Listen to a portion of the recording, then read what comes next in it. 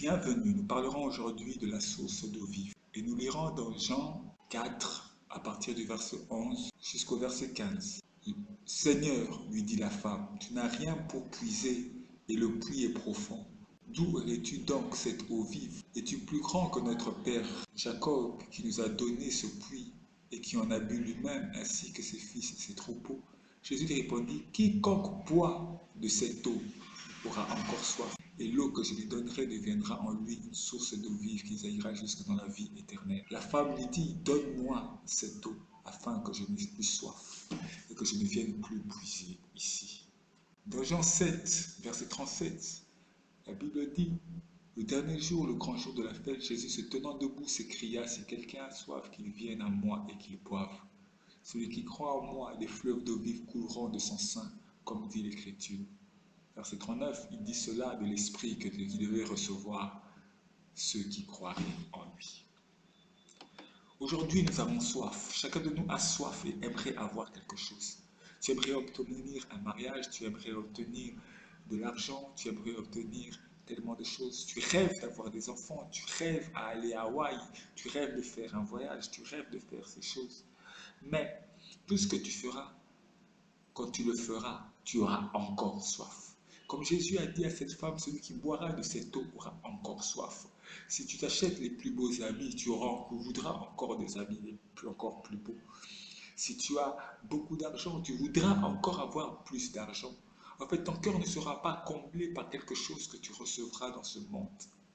Et voilà pourquoi l'homme désire toujours plus, faire plus, avoir plus et avoir plus. Il recherche quelque chose de plus grand, quelque chose de plus beau, quelque chose de plus magnifique.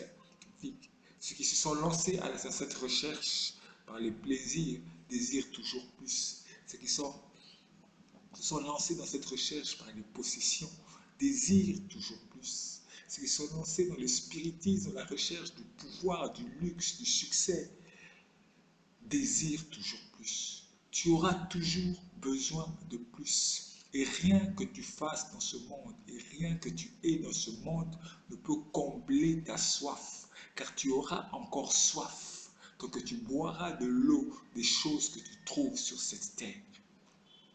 La femme dont parle la Bible avait eu 7 maris. Nous ne savons pas exactement ce qu'elle cherchait. Mais elle a changé le premier, elle croyait étancher sa soif. Mais elle avait encore soif. Elle a changé le deuxième, le troisième, le quatrième, le cinquième, le sixième. Et la Bible nous dit même que le septième, celui avec qui elle est, n'est pas le sien. Donc elle est allée jusqu'à prendre le mari de quelqu'un d'autre qui n'était pas le sien. À la recherche de quelque chose qu'elle n'arrivait toujours pas à recevoir. Et Jésus lui dit que si tu bois de l'eau que moi j'ai à te donner, tu n'auras plus soif. Qu'est-ce que tu cherches?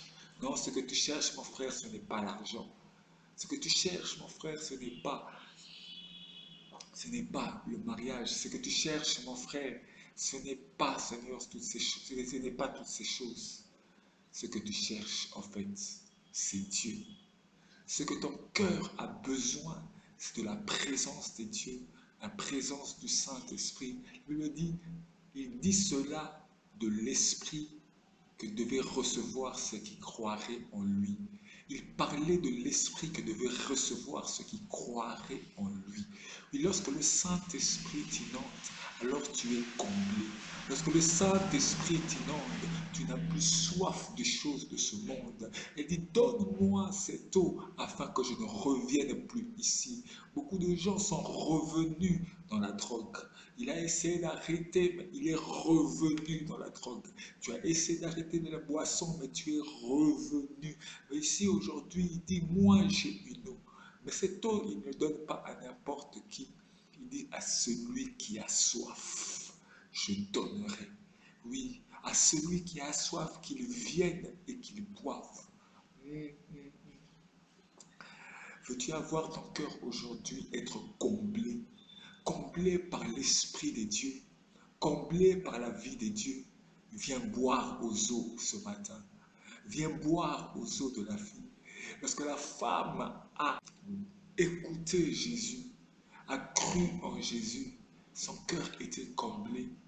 n'était plus elle qui allait chercher les gens, mais elle est allée vers les gens pour les appeler pour voir Jésus. Faisait ressortir quelque chose d'elle, quelque chose qui attirait, quelque chose qui guidait. Avant, elle voulait recevoir de l'eau, elle voulait recevoir de l'amour, elle voulait recevoir de l'attention. Mais lorsqu'elle a reçu Jésus, c'est elle qui en donnait. De quoi as-tu soif? Je ne sais pas de quoi tu as soif, mais j'aimerais te dire aujourd'hui que la personne la plus parfaite qui existe, c'est Dieu. Tu as besoin d'attention, la personne qui pourra faire attention à toi comme Dieu n'existe pas. Alors, si tu veux que ton cœur soit comblé, fais cette prière après moi. Père éternel, j'ai essayé tant de choses dans le monde, je n'ai pas été comblé.